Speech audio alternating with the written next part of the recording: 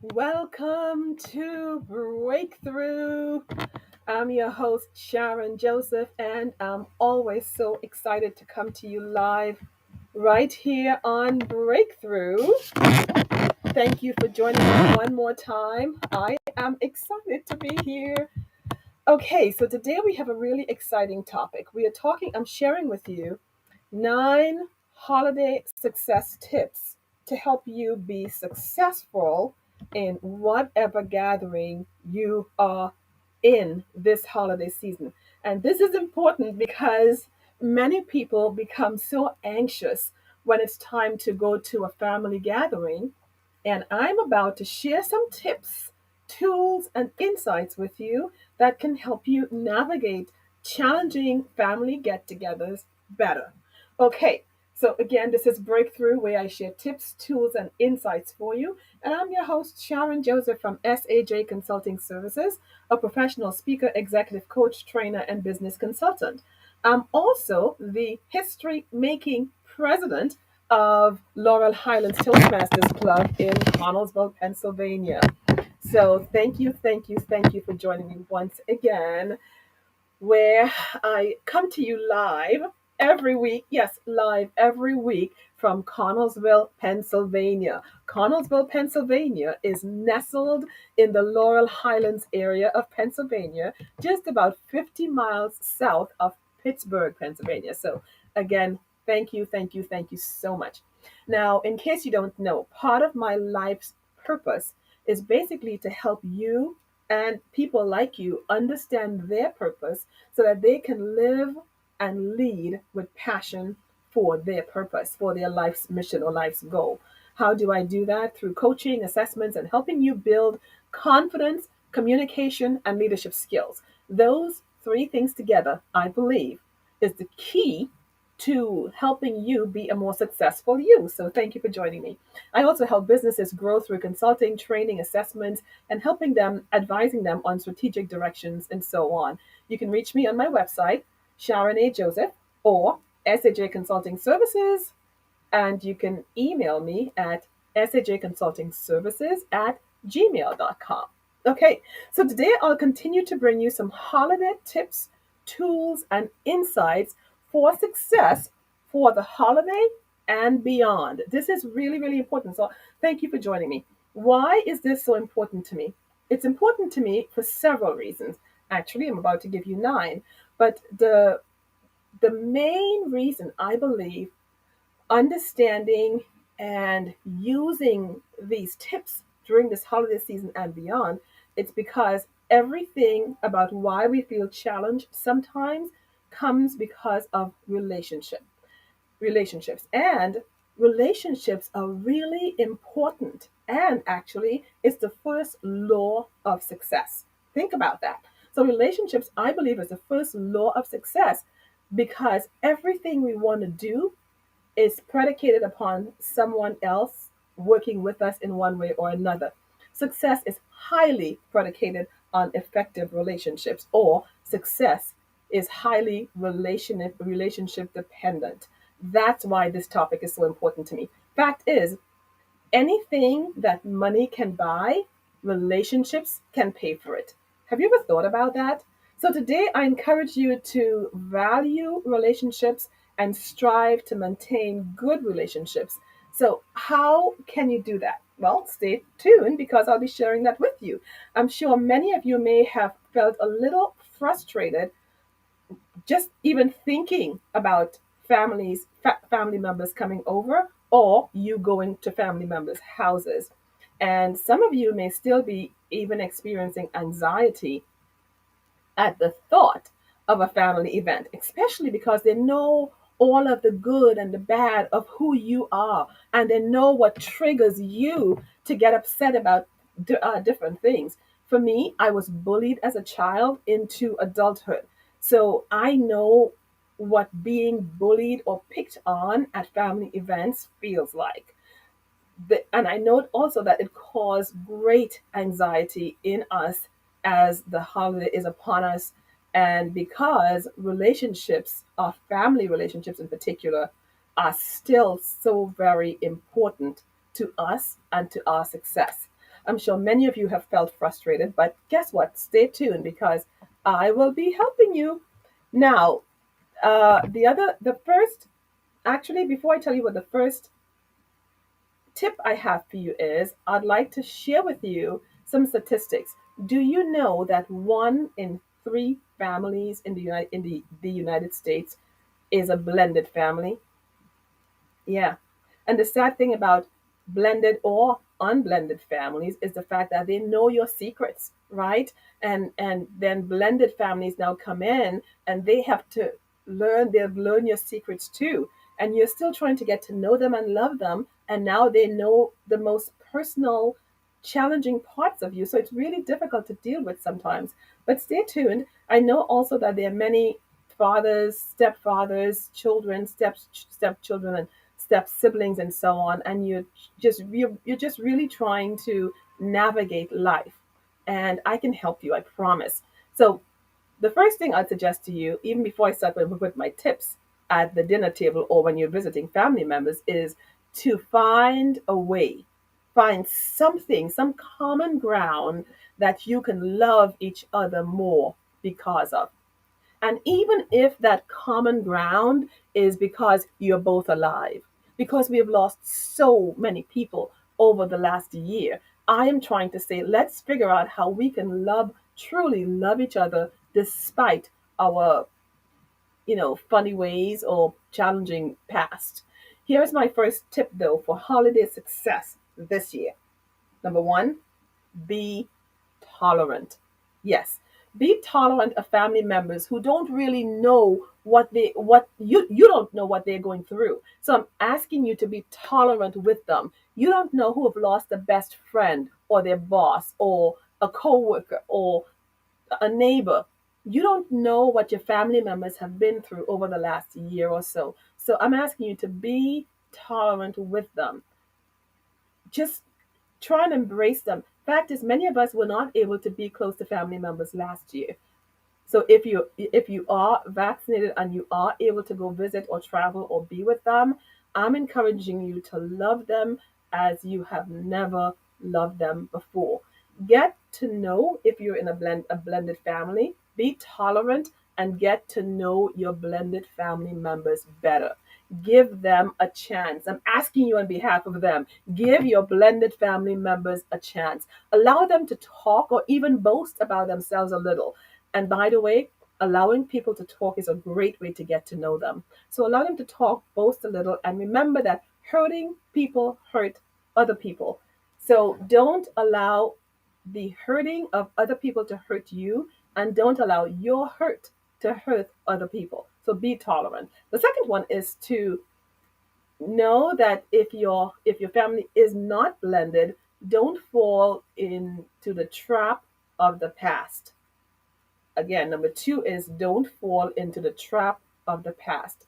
Don't feel guilty and don't feel guilty about your family. The trap of the past, talking about the fact that your family knows all that you've been through for the most part growing up. You've lived in the same house with them, you've slept in the same bed with them sometimes, so they know you really well. And you don't want to feel guilty about your family or your past, because guess what? We all have families in which we are not proud of something in our family. Every single family that's out there don't always feel proud about every single person in their family. So understand that you're not alone. Don't feel guilty about yourself or your family or your background. Every family has a past and a background. So live your life and know that your family is not the only family that's going through what you're going through. And that's why I'm saying don't feel guilty. So number one is, what was number one? Do you remember? Be tolerant. The second one is don't feel guilty about your family, because every family goes through one type of challenge or another. Number three is to be the bigger person. This is so important. Be the bigger person, but establish boundaries. This is so critical. Be the bigger person. This is number three, but establish boundaries. If someone in your family or at the table is a health nut, and or a physical, I don't know, they've got a great physique or teachers at the gym or something, and you are overweight, let's say, and they insist on trying to shame you because you're overweight, pull them aside and establish your boundary as soon as you get there, or even from the table, mention it gently that you would prefer not to have them talk about you or make you the subject of their conversation, basically. But establish your boundary. And if the boundary is broken, by the way, you can pull them aside. And just so you know, just so I can be clear, I'm not a therapist, but in my role as a coach, I promise you, and by the way, I do have two, actually three therapists. So I'm not saying this out of my head only. I'm saying it because I have been taught that, I've been doing it, and it's been working. So yay! So basically, establish boundaries at your dinner table and be the bigger person. Don't engage. If someone insists on making you the subject of their conversation in a negative way, just don't engage, and you'll see eventually they'll stop. Next is to keep your power. How do you do that? Well, if they call you, let's say, fatty or fatso, because that's what they used to call you when you were 40 pounds heavier, and now you look fantastic, but they're still calling you by that name, don't respond. Just don't respond. Don't take their bait. And by not taking their bait, you'll keep your power. So that's important to remember. Before I share my fifth tip with you, here is a quick reminder, and I'm going to sneeze. Okay, maybe if I rub my nose. Huh, look at that. When you rub your nose, you don't sneeze. Okay. So my before I share my fifth tip with you, I just want to tell you to remind you that this is Breakthrough, where I bring you tips, tools, and insights for life. And today I'm bringing you holiday tips for your success and life, not just at home with your family members, but life in general. I'm your host, Sharon Joseph of SAJ Consulting Services, and I come to you live every Sunday right here on Facebook and YouTube. Breakthrough, this program, is all about helping you live and lead with passion and purpose. It's about knowing or understanding that we were all created with a purpose to impact our world. So remember that as you go forward this week. My fifth tip for holiday success is to forgive them before you get there. Forgive your family members, and even if you're not going still, forgive them. Forgive them for all that they've done in the past to hurt you. Forgive yourself for all that you've done in the past to hurt them. Go with a fresh slate. Do it before you get to your family gathering. And if you're having trouble like speaking to them directly to forgive them, say it to yourself. Go to your bathroom and look yourself in the mirror, call them by name and say, I forgive you. Call them by their name. It may seem silly, but I promise you it works. They may have been horrible to you in the past. As a matter of fact, you may be sitting opposite your abuser or at the same table with your abuser, someone who was supposed to take care of you and instead they abused you. That's really, really difficult to deal with or even forget. But I promise you, forgiving them and saying it before you get there, it is really helpful. I have had to do it. And I promise you, if you do it often enough, it will give you a sense of peace when you get there. I know it's easy, but you can do it. And you're not forgiving them for them. You're forgiving them for you because unforgiveness kills. Remember that unforgiveness kills. This may also require you to do what's called cognitive dissonance. What is cognitive dissonance? I'm telling you, I'm learning so much about life and everything else. It's basically where your mind is telling you one thing, you've experienced something, you've been hurt, you've been abused, and now you're having these inconsistent thoughts. I'm asking you to forgive, but you're hurting. So basically, uh, cognitive dissonance is basically having thoughts, beliefs, or attitude, especially as it relates to behavioral decisions and attitude change. It's you're dealing with the fact that you don't necessarily want to forgive them because what they've done is hurting you, but you also, I'm asking you to do it. Say, I forgive them and forgive them before you get there because it's going to be helping you, not necessarily them. Really quickly, number six is to go in peace and go with peace, stay in peace, and leave in peace. Go in peace, stay with peace, and leave in peace. This is another one where you may have to practice or tell yourself, repeat to yourself several times. before you go. Make that decision no matter what happens, that you will maintain peace. I'm going in peace. I will stay in peace and I will leave in peace. Do whatever it takes to help you do that. Don't agree with anything that you know can trigger an argument. Excuse yourself if you need to. Go to the bathroom, go to the kitchen, do something, but don't engage, and that will really help you. Then go without expectations. Go without expectations. I'm not going to repeat all of these, so if you want to hear it again, you may have to listen to the broadcast again. Go to your family functions without any expectation. Just decide to love them no matter what. Just love them no matter what. Fact is, do you know that's what we all want? We all want to be loved. So why not give them what they want, and that will help you to go in peace, stay with peace, and leave in peace as well. Number 8, don't try to be the referee for everyone. You know, when you want to defend someone else because someone said something snippy about them, don't. You don't need to be the referee for every argument or disagreement at your table. Recognize that, hey, if no one does it, if no one speaks up for that person, or someone is bullying someone else, why not pull the bully outside and talk to them about it, ask them not to. But don't try to be the referee at the table. Number 9 and final, respect and honor each other. This is so important. People crave respect and honor. People crave love. People want to be in peace, with peace, but they don't quite know how to do it. People want others to be tolerant with them, but they don't know how to ask for it. So I'm suggesting to you to you start this new trend of respecting and honoring each other, and hopefully it's going to rub off to the other people at your table or at your family event. I am excited because the next session I'll be talking about the power of your decision. Now, everything, these 9 tips in which I've given to you, requires a decision from you. So, next week I'll be sharing with you the power of your decision. Your decision, what you decide to do, your decision decides or determines your destiny.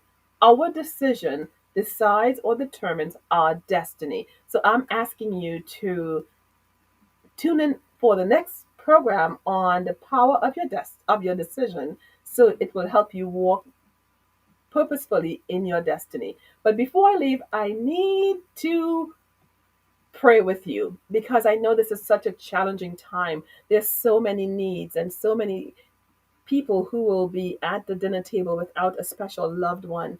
And I just want to pray with you now that it will be a wonderful time with you despite what challenges you have. So, right now, Father, I just want to say thank you. Thank you for every listener or for every person who will look at this video. Thank you, oh God, that you're with them, that you've brought them thus far. Thank you for life, health, and strength in them. Thank you because you have kept them safe all year.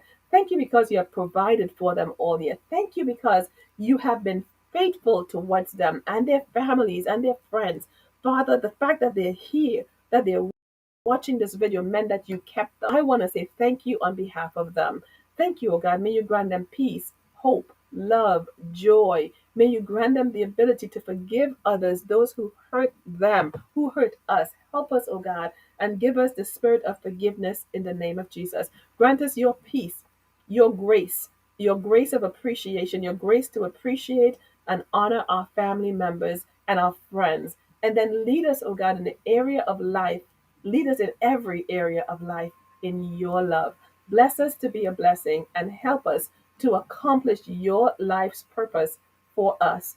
I ask these things in Jesus' name. Amen. So until next week, when I will be sharing with you more about the decisions you make. Oh, by the way, I'll be streaming live from Atlanta, Georgia next week.